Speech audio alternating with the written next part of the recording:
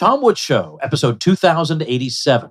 Prepare to set fire to the index card of allowable opinion. Your daily dose of liberty education starts here. The Tom Woods Show.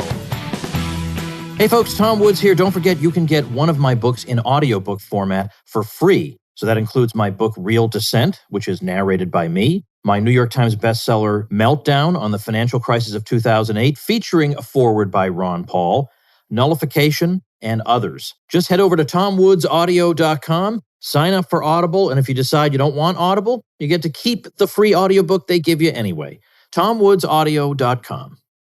Hey everybody, Tom Woods here. I'm broadcasting from a rather unlikely location. I'm actually at Scott Horton's house. I spent a few days in Austin, and it was a very short trip, but I thought, I have so many friends in Austin, they're all going to be angry at me. Sure enough, I get this phone call and text from Scott Horton's number. I know Scott found out I'm in Austin. So here I am. Wrote about it on Twitter. Yeah, and I said it on Twitter. Like the whole thing, I wasn't exactly keeping it a secret. So I thought, well, what the heck? I got to record something with Scott. So I'm actually over at his house using his equipment and interviewing him. You guys all know Scott Horton by now. He is our great, heroic foreign policy genius. He is director of the Libertarian Institute, libertarianinstitute.org, editorial director at antiwar.com, host of the Scott Horton Show. He's got 8 gazillion credentials, author of books that the best of the best tell you got to read. Most recently, Enough Already. Is it time to end the war on terrorism? Is that the subtitle? Yeah. Okay. So you got to check that out. I'll put links to all Scott's stuff up at tomwoods.com/2087. I feel weird saying welcome, Scott. It's your house. Oh, welcome to my house, Tom. I'm so happy to have you here. It's so funny. I've never been here before. It's great. Yeah, I'm so happy to have you here. And I'm sorry it's so late at night, man. I'd take you on a drive up the river and back. I know. And by the way, just blame the traffic. I had a friend in San Antonio I had lunch with, and getting out there and back was like, 5 hours? Some ridiculous thing. It should not have taken that long. Yeah, I-35 is a mess, Yeah, man. It just ate up so much of the day. We could have done this earlier. Anyway, I just figured I have a few questions I want to ask you about the Ukraine-Russia situation that are unclear to me. But the first one might be kind of unclear to everybody. When this airs, which would be, I guess, March, something like, what's tomorrow, the 17th? Yeah. March 17th, 2022. At this point, what can you say about possible outcomes? I don't see what the end game is for either side of this. What do you think? Like, what were possible outcomes, like, let's say, before he invaded? Were there possible ways that this could have been held off? Or now that it has occurred, what are possible ways out? I mean, what can you say about that? Well, I'll do the part about could it have been held off first. I think, yeah. And I think that, something you and I have talked about before in the past, I think probably for years when we've discussed any of these issues, is this really important State Department document in the WikiLeaks from February 1st, 2008. And it's our current CIA director, William Burns, who's not a spy, he's a lifelong diplomat, And at that time, he was the ambassador to Russia. And he wrote, this is 4 months before Bush tried to bring him into NATO. He wrote this memo to Condoleezza Rice called Niet Means Niet. And it's about how he met with Sergei Lavrov, the Russian foreign minister. And he just was very polite, but made it clear that, listen, we cannot let you integrate Ukraine into NATO. And he says, look, we understand America and the EU have interests in Ukraine. That's fine. But a military alliance? Hey, pal, come on. Don't put me in this position. He says it could cause a civil war, and then Russia might have to act. And we don't want to have to act. We don't want to even be in this situation at all, is what he's saying. So this is part of my discussions with Ray McGovern and others in the last few months in the lead up to the thing, was I stupidly, Tom, thought that, well, look, this guy, Burns, is going to guide Biden through this to a peaceful resolution here.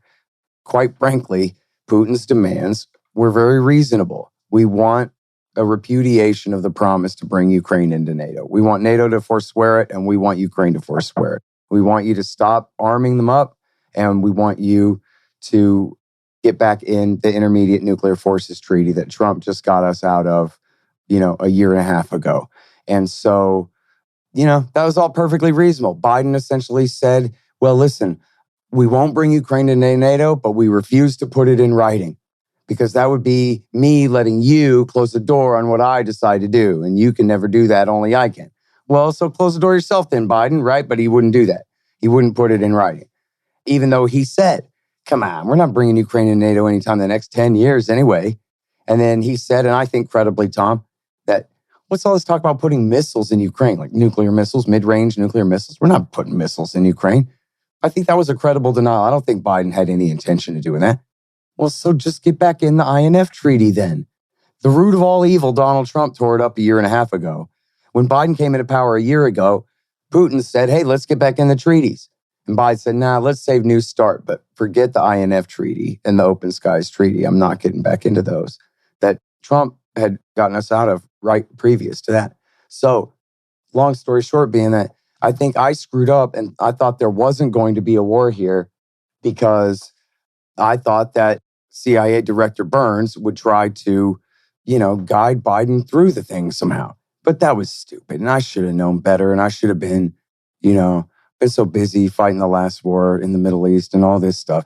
Really, you got to read David Ignatius, the CIA's man at one of the CIA's men at the Washington Post. And I went back and I looked. Once Hillary Clinton had that famous clip, did you see the clip of Hillary on MSNBC saying, yeah, we got to arm the insurgency. It'll be just like Afghanistan in the 1980s. It's really something else to behold this clip. And once I saw that, I went back and I started looking more about the previous stories about CIA and military training and arms to the Ukrainians. And there was this one story I had seen from, I think, January in Yahoo News by this guy, Zach Dorfman.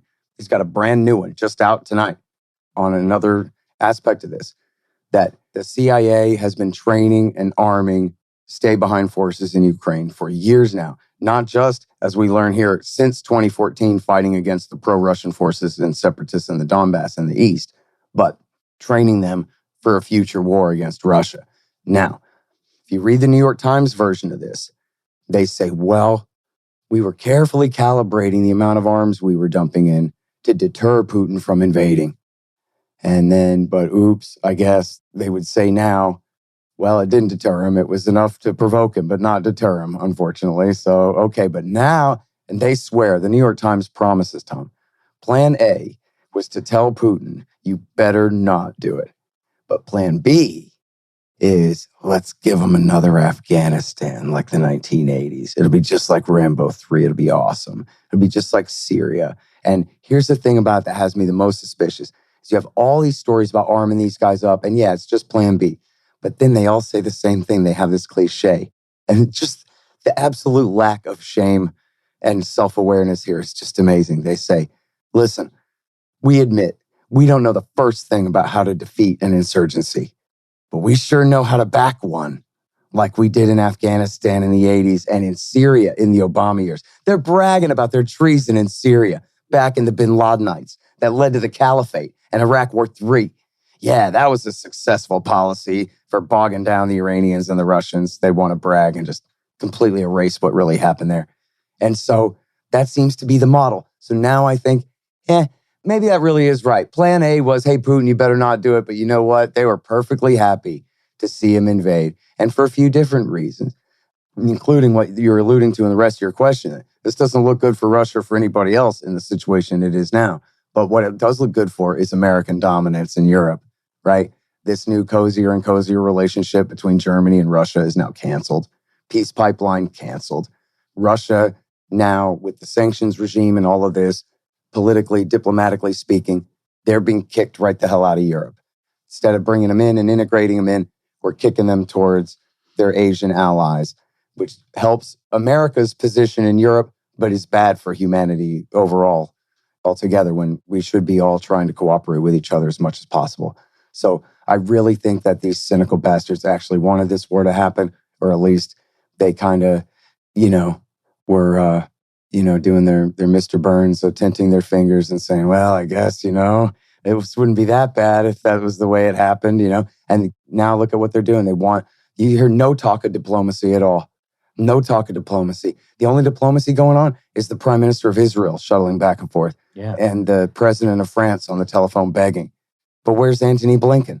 He's like on vacation somewhere or something.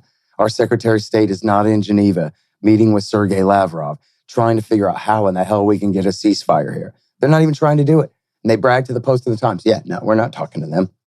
But yeah, for the media, that's not enough, right? The questions to Jen Psaki lately have been, Ukraine says it needs X, Y, and Z. It needs planes. It needs all this stuff. And how come you guys aren't supplying enough? That's Did the you question. see that montage that they put out on Twitter today, that Ryan Grimm thing? It's just amazing. Yeah. And I'm not exactly sure the point here. Maybe someone else will make the point. But they're all women. And they all these Washington press corps people asking these inane questions. And none of them know anything about it at all. They don't even know where Ukraine is. They're essentially like, local TV news ladies who are pretty and read teleprompters well or whatever. And then they're up there going, how come we're not willing to put up a note? I saw the one question was, how can you say that America knows what Ukraine's interests are better than Ukraine does when Ukraine says they need us to give them more jets right now?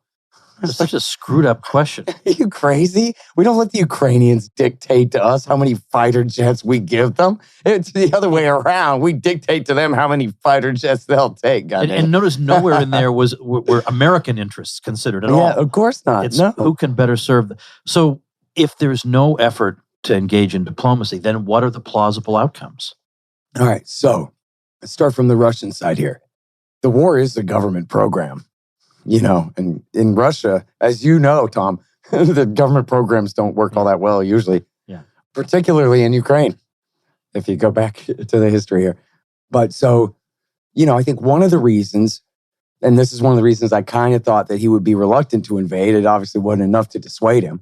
But I think one of the things that he had to take into account was something that he had decided back in 2015, was that when the Donbass region, the far east of Ukraine, voted to join the Russian Federation, he told them no.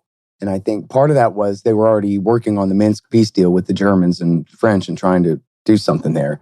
So that would have been breaking the deal. But also I think, if you have the population of the country is sort of roughly split 50-50 between ethnic Russians and Ukrainians and more culturally Russians and Ukrainians and linguistically Russians and Ukrainians, more or less divided in half by the Dnieper River there and all of this, that if he removes the most Russian-leaning people in the country in the far eastern Donbass region there, then he's diluting his own influence inside the foreign country of Ukraine, right? He's now giving the advantage by taking away, 10% of 50%. I'm making that up, but you see what I mean there, right? So now that he's done that, well, that can be an even worse problem. So he's, still dictating these terms he wants. Frankly, I don't know whether you can trust what he says as far as his demands. Hypothetically speaking, if Zelensky and Biden said, fine, and just signed on all his dotted lines, he might make up 5 more demands. I don't know. It's the middle of the war. He's clearly in a position of strength here. So I don't know. But so far, his demands are relatively reasonable. He's saying essentially, he's implying that he'd pull back to the Donbass, that he doesn't want to even keep the eastern half of the country to the Dnieper River as long as he can get his other demands on demilitarization and neutrality and Ukrainians' recognition of Russian sovereignty over the Crimean Peninsula and the independence of the Donbass republics there. Quote unquote independence under Russian peacekeepers, of course. So those are pretty minimal demands at this point when, frankly, it comes down to it, could conquer the whole country. You see all this stuff on the news, and there's some truth to it, of course, that the Ukrainian resistance is putting up a hell of a fight against the Russians, and they're having kind of a hard time. But, come on, what's the dog that didn't bark here? Heavy bombers, right? And just picture in your head all the footage you already have of Richard Nixon's B-52s flying over North Vietnam, just dropping bombs by the hundreds out the bomb bay doors, right? Think about what H.W. Bush did for 3-4 weeks before he rolled the tanks into Iraq in Iraq War I. He just bombed the crap out of them from the air, softened up all of their military on the ground first.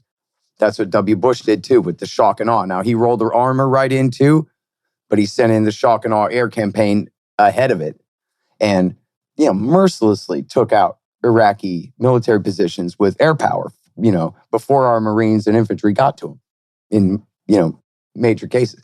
Putin didn't do that. I don't know if it's for public relations reasons, that he didn't want anything that they could call a blitzkrieg or something like that. Or, maybe he thought that he could somehow roll into the east of the country and be welcomed with candy and flowers like Ahmed Chalabi promised Dick Cheney or this kind of thing, I'm not exactly sure.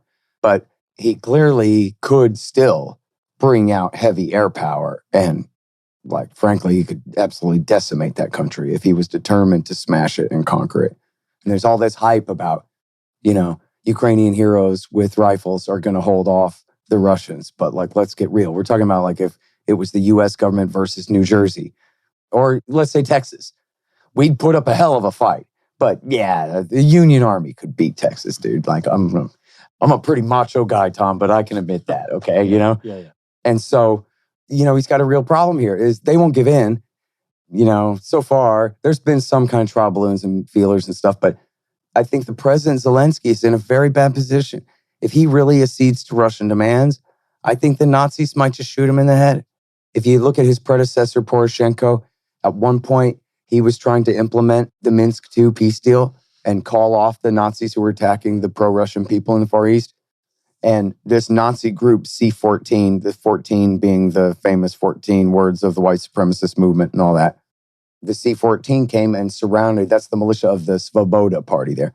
They came and surrounded the parliament and said, hey, remember we did that coup and put you in power?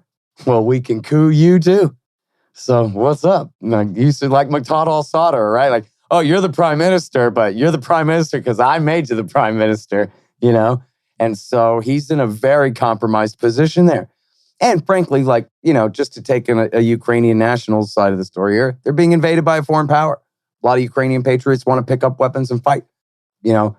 For humanity's sake and for America's interests as defined by me, I want to see peace break out immediately. A ceasefire immediately. Figure out some terms. We cannot have a proxy war with Russia. Not South Vietnam here, right? Not in Afghanistan. We're talking about on Russia's western border, just a few hundred miles from Moscow. We just absolutely cannot do this. Human life, all life on this planet hangs in the balance. Maybe in this entire sector of our galaxy. And we're putting it at risk for what? 30 years ago, I know you remember this well, Tom. 30 years ago was the end of the Soviet Union. We were up against the big, bad commie world empire. Well, what the hell are they now? You know what it is? I'll tell you. Look at this map right here on the wall and look at how big Russia is. But everybody knows that's that distorted Mercator map or whatever. Russia's not really that big. And most of that is frozen tundra, right? But it makes it look like Russia's just this massive behemoth, like it's still the Soviet Union. But it's not. And my new friend Daryl Cooper, Martyr Made on Twitter, was saying that, we treat the Russians like they're ISIS, like Saddam Hussein and his olive green, like even he was too crazy to deal with, supposedly. But most of these world leaders, you could have some kind of meeting with, some kind of ability for your minister to meet with their minister or something. But not ISIS. ISIS, you just kill those guys. But that's essentially the way we treat the Russians. Like the Russians couldn't possibly just have security concerns. And if they say they have security concerns, it's just a lie. It's just a cover for they want to recreate the Soviet Empire. Let me jump in, even though we still haven't gotten quite to what we need. Oh, yeah, the possibilities of what's going to happen. Yeah, but hold on, because that brings up something else. Sure. Let's just say a voice from a bygone era of libertarianism said recently that since NATO is a defensive alliance, who could have an objection to the addition of a country to a defensive alliance unless that person and that country themselves were aggressors? Who could really object? NATO's not going to invade Russia. So that goes to show that there's something sinister about the Russians and Putin and so on. What would Scott Horton, representative of modern day libertarianism, say about that? Well, just look at your local county sheriff's department. All just starts wearing full militarized SWAT gear at all times and just start arming up with RPGs and tanks and, Bradley fighting vehicles and heavy machine guns. You start wondering what the hell's going on around here. They say they're a defensive security force here to keep my county safe from crime. But man, I'm starting to think they are the greatest threat to my life and liberty, Same thing here. And I have to tell you, I'm glad you framed it the way you did and that this kook framed it the way he did, because it's the perfect setup for the answer, which is that every American, not every, but many, many American foreign policy establishmentarians warned that this was going to happen. In fact, remember I said the Germans refused to allow Ukraine into NATO back in 2008. Well, why? Because it's going to piss off the Russians. It's going to freak out the Russians. That's what, beginning in 1996 and 1997, that was what George Kennan and Paul Nitze and Robert McNamara and Bill Bradley and Sam Nunn and Daniel Patrick Moynihan and Henry Kissinger even, Brent Scowcroft, did I say Scowcroft, H.W. Bush's right-hand man. These are the gray beards of the Council on Foreign Relations. And they said, we shouldn't be doing this. We're going to expand NATO right into the former Warsaw Pact states and even to the Soviet republics. There's a recently surfaced clip of Joe Biden, great proponent of NATO expansion in the Senate in 1997, saying, now, one thing that would really make the Russians freak out would be if we tried to bring in the Baltic states. You could see why they would really panic and perceive that as a threat to them. But he says, I'm a real optimist. I'm sure we can work this out. I'm sure we can make the Russians understand that this is just fine. And now I'm torn on this. There's something to this, but there's another argument too. But John Mearsheimer says, if you really look hard, Mearsheimer is the dean of the American Realist School of Foreign Policy Scholars from the University of Chicago and student of great power politics, as he puts it, Kissinger school type guy. So Mearsheimer says that if you look at all of the rhetoric around NATO expansion from the so-called experts promoting it, from the 1990s through the Bush years into the Obama years, that they always said, this isn't about Russia. This is just about creating a sphere of peace and security in Europe. How do we make sure the Czechs and the Slovaks and the Hungarians and everybody else and the Lithuanians, whoever, that they never fight? Well, we'll just bring them all into our military alliance together. It'll be Pax Americana throughout Europe. But then, as the critics said, as Mearsheimer warned, from the Russians' point of view, this is just a spear at their throat. The NATO alliance was created to defend Western Europe, or from their point of view, to threaten and contain the Soviet Union. They're the successor state of. But Mearsheimer said it wasn't until after the coup of 2014, which then led to the seizure of Crimea and the war in the East. That's when the Democrats and their PR experts made up all this stuff about how Putin is an insane Hitlerian madman, and that explains why we need the NATO alliance in Eastern Europe is to defend against him. That up until that time, they had always at least claimed that this doesn't have anything to do with Russia at all. And as they said in the 1990s, maybe Russia will even join NATO. Now, they claim they have an open door, but Russia has asked to join NATO at least twice and has been told no. So it's not that open of a door. So, and then you look at the color-coded revolutions, where America just overthrows any government friendly to Russia. We overthrow the government in Serbia in 2000, the government in Georgia in 2003, the Orange Revolution in Ukraine in 2004, Belarus, a failed attempt in Belarus in 2005, a successful one, short-lived, but successful temporarily there in Tajikistan in 2005, in Lebanon, in Iran in 2009, which was not so much against the Russians, but still the same kind of template there. And then in 2014, they overthrew the government of Ukraine twice in 10 years for the second time under Barack Obama. So as Mearsheimer is saying, then that was when the narrative changed to Putin so dangerous and Putin so crazy, and that's why we have to do this and all this stuff. But as I told you before on your show, and I just love this quote, it's so important, is George Kennan from 1998, the father of the containment policy, said, I'll tell you what's going to happen. We're going to expand this NATO alliance toward Russia. They're going to react against us.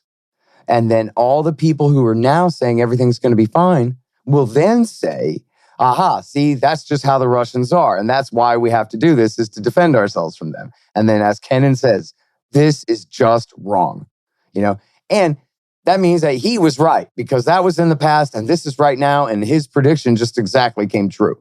So, that's the background to the lead up of the thing. And of course, there's also the question of the anti-missile missiles there and all that. But I would encourage people to go and read Vladimir Putin's declarations of war from February 21st and 24th. Now, I'm not saying they justify an aggressive attack at all, but I am saying that they are valid and sound arguments for why you might attack a country. You know what I mean? He's saying, essentially, we tried independence for Ukraine, but the Americans made it clear there's no such thing as independence for Ukraine. If Ukraine's independent, the Americans will take it away and run off with it and dominate. He said Ukraine is now an American colony with a puppet government. Well, that's just true. He also accused Bill Clinton of backing bin Laden's terrorists against him in Chechnya in the 90s. Well, that's true too. There's a lot of pretty outrageous accusations in America there, and they're pretty accurate. And at one point he says, listen, if you put the missile in there and station it in Kharkiv there, the flight time to Moscow would be 20 minutes. And if you put a Tomahawk missile in there, the flight time to Moscow would be 15 minutes. And if you put one of your hypersonic missiles in there, the flight time to Moscow would be 5 minutes long. He says, this is like a knife to the throat. There's no way that we can tolerate this. And so we're just going to go ahead and invade and take the thing now. And, you know, of course, to the Americans, it's always history began this morning, and everything is a comic book. Anyone that's an American adversary is evil, evil, bad, and that explains the evil, bad things they do, which makes us the good guys and the heroes, and always on the side of the poor, innocent, wonderful, you know, rebellious civilians defending themselves from tyranny and whatever it is. And Putin, frankly, makes a pretty good villain on TV as far as that goes.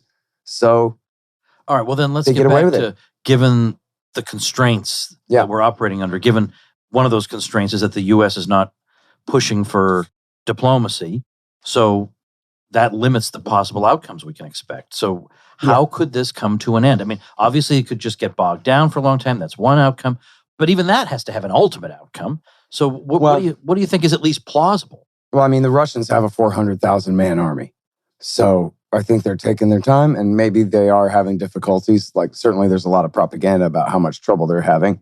Maybe a lot of that is true. Eventually, I don't think there's really a doubt whether they can win the war or not. The question is, how much of the country do they want to take? And sort of back to what I was saying about the government program there, that say he takes the whole west of the country, or pardon me, the whole east of the country, and decides, all right, I'm even taking Odessa. That's the crown jewel of the Black Sea there. I'll go ahead and take the, you know, Odessa along with Mariupol and all that. Now he's left a rump state of West Ukraine that is completely dominated by ethnic Ukrainian nationalists, and probably the most right-wing and reactionary out of all of them, and in total alliance with NATO, with essentially no major dissent in the country anymore. All the Russian speakers of the east half of the country under Russian domination, or at least that part of the country under Russian domination, depending on whether the civilians come back or what, the refugees. So then he's carved himself a brand new problem, right?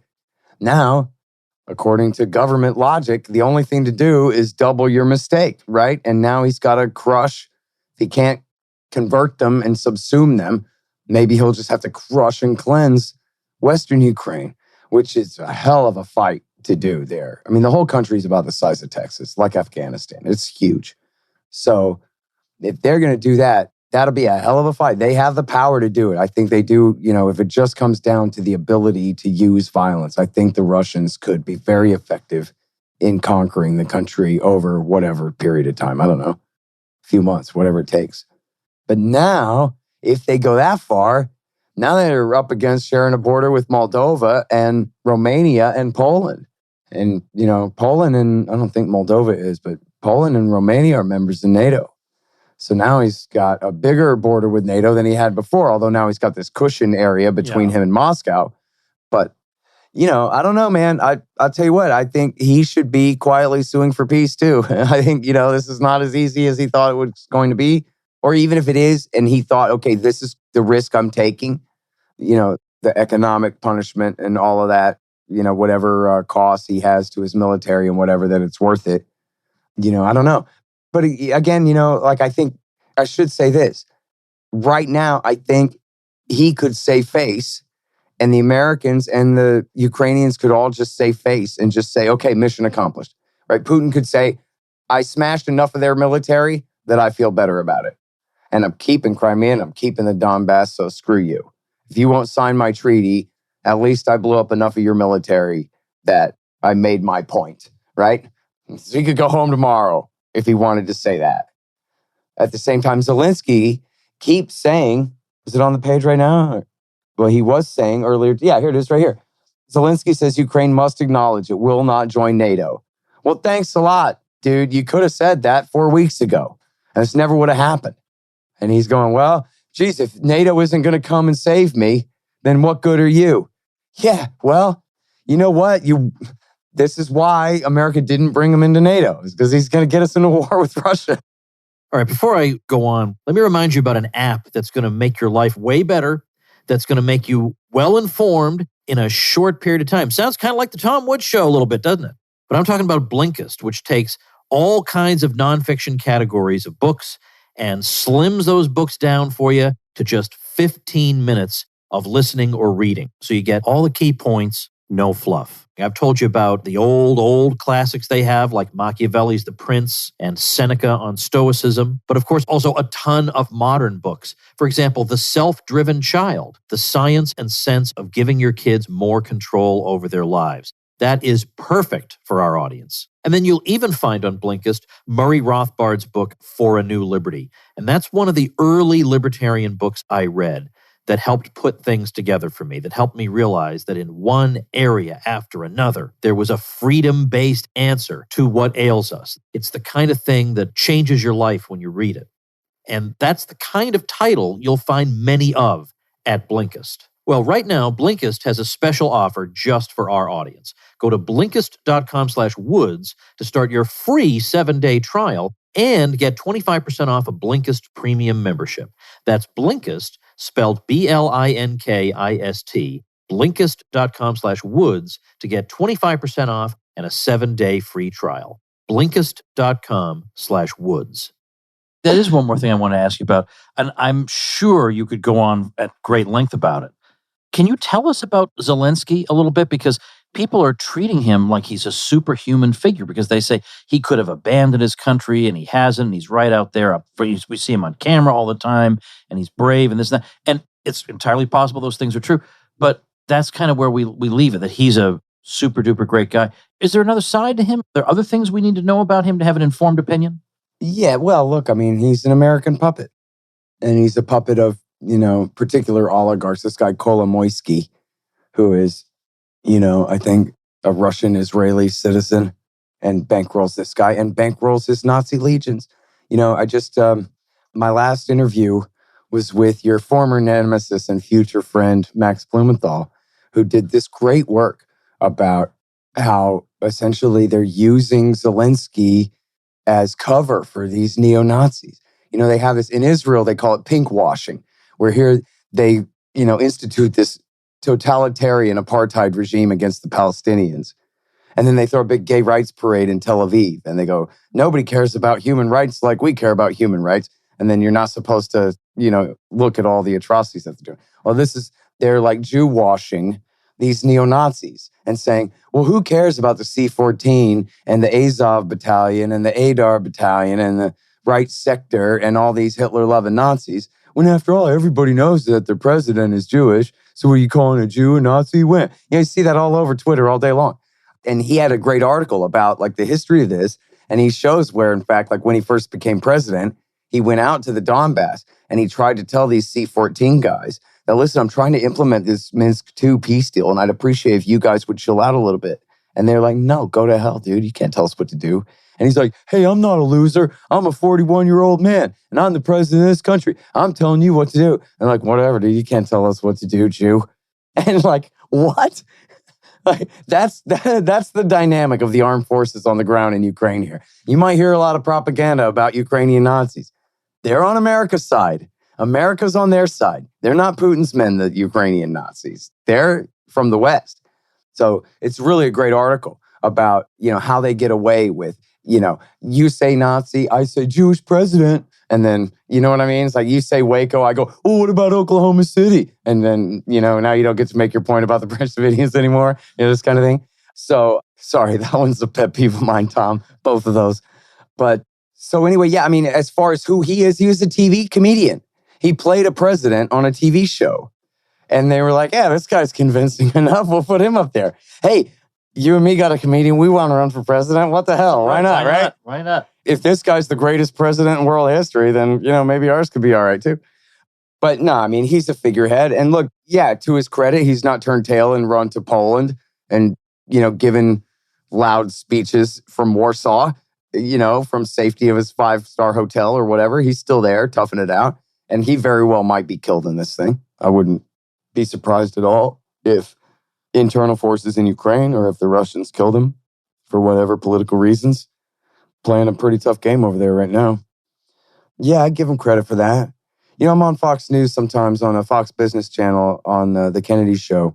And she's really great. But the Fox News narrative is we honor and worship and value and idolize the bravery of the Ukrainian resistance. Oh, and here. by the way, let me just interject. Sure. They get zero credit for this. All on Twitter, it's all trending.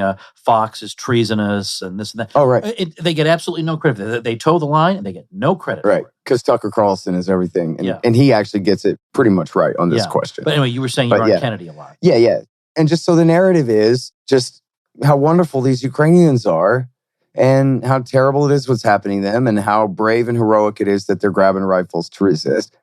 And it's like, yeah, okay, I mean, that much is true, without context. As far as it goes, it's true.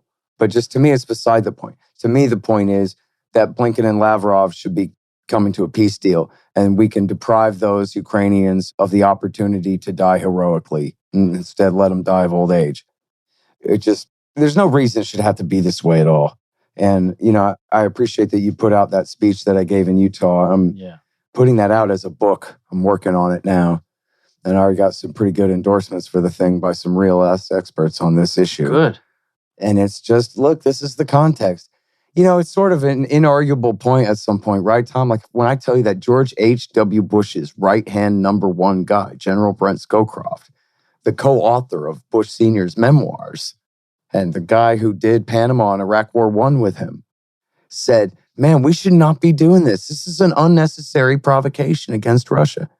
Susan Eisenhower, the president's granddaughter, got 50 generals and admirals and foreign service officers and Council on Foreign Relations poobahs to write a thing saying this is an historical mistake. Please, Bill Clinton, we are begging you not to start us on this path. It's going to lead to confrontation with Russia. Like, that's just it. It's like scientifically falsifiable and proven to be just true, right? That this is America's fault. And look, people get upset when I say that. Let me put it another way. And picture some faces with me while I go through here. Bill Clinton, W. Bush, Barack Obama, Donald Trump, and Joe Biden. Okay? These are the men who've made these decisions. And when I say Biden, Biden all along. As senator under Clinton and Bush, vice president riding shotgun under Obama when he was involved in the coup, and we know he personally was involved in the coup of 14 and the starting of the war there. And then the only time he wasn't involved was when Trump was in power, but even then Trump got impeached over ordering an investigation of Biden's son's corruption. So it's still involved every bit of the way. Now, if I say to you, Bill Clinton, W. Bush, Barack Obama, Donald Trump, Joe Biden, are you inspired by their greatness? Is this, George Washington and John Adams and Thomas Jefferson and James Madison here or not? Right? Like, come on. And so, they made bad decisions sometimes. Bill Clinton, the guy that caused 9/11 by bombing Iraq from bases in Saudi Arabia for 8 years. The same guy who said, we'll just expand all our bases into Eastern Europe. And there couldn't possibly be any blowback from that. Same guy. Jeffrey Epstein's friend, the butcher of Waco, the guy who sicked the IRS on his political opponents, the guy who's total scum, that everyone agrees is total scum, the guy who's half the reason that his horrid wife Hillary lost the presidency, because everybody thought, Bill Clinton's going to be the first husband of the United States. We don't want that. Not this guy. Not again. That guy. Hey, he made bad decisions sometimes, everybody. That's all I'm asking you to believe. In the name of America, your home and your red, white, and blue flag and your mom and pie and baseball games. What should people be consulting to get reliable information as this unfolds? Dave DeCamp at antiwar.com, man. Jason Ditz and Kyle Anzalone and Will Porter also just covering all this. But Dave is our news director at antiwar.com, and they're just killing it all day long. You look at the headlines right here. This is everything you need to know on a daily basis right there. And on top of that, we've got, as our in-house columnist, I'm sorry that Justin Raimondo's been dead for almost 3 years now, but we've got Daniel Larison, who is always the best guy at the American Conservative magazine. We've got Ted Carpenter and Doug Bondo, who are the two very best guys at Cato, both of whom are absolutely heroic on every one of these issues. We got David Stockman, we got Pat Buchanan, Sheldon Richman, Ramzi Baroud, the great Palestinian refugee, and Ray McGovern, the former CIA intelligence analyst, former chief of the Soviet division. And then, of course, Kyle Anzalone curates all of our outside viewpoints every day as well. So that's it. I mean, what can I say, dude? For 25 years, it's the most important project on the internet, antiwar.com. All right. So I'm going to give everybody a couple of homework assignments. Check out antiwar.com if you haven't already. I've supported antiwar.com over the years. But also, I want you to think about supporting Scott Horton here. I mean, this guy, for years and years and years, has spent all day long learning everything he possibly can learn to go up against, well, basically the entire U.S. establishment on this stuff for us, so that you don't have to spend your entire life learning it all. You can learn from Scott. And he deserves support. I support Scott every single month and have done so for as long as I can remember. So I want you to think about this. This stuff doesn't happen for free or automatically. You know, Scott needs to eat. Scott has a family. Scott's doing all this work for you. So if you go to scotthorton.org and you donate, you're doing the right thing. Because as libertarians, we say, well, in a free society, we would support worthy content creators. Okay, well, how about doing that right now? Right? There's no time like the present to live up to our values. So do as I do and as I say, and go to scotthorton.org and support good old Scott. Scott, thank you so much for doing this, and it's wonderful to be here with you right in your own home. Thank you, Tom. I'm so happy that you're here. All right, everybody, that's going to do it for today. Antiwar.com, remember, is an awesome place, scotthorton.org. I think I've given you your assignment. You know what you need to do. So go do that, and I'll see you all tomorrow. Become a smarter libertarian in just 30 minutes a day. Visit tomwoods.com to subscribe to the show for free, and we'll see you next time. Like the sound of The Tom Woods Show? My audio production is provided by Podsworth Media. Check them out at podsworth.com.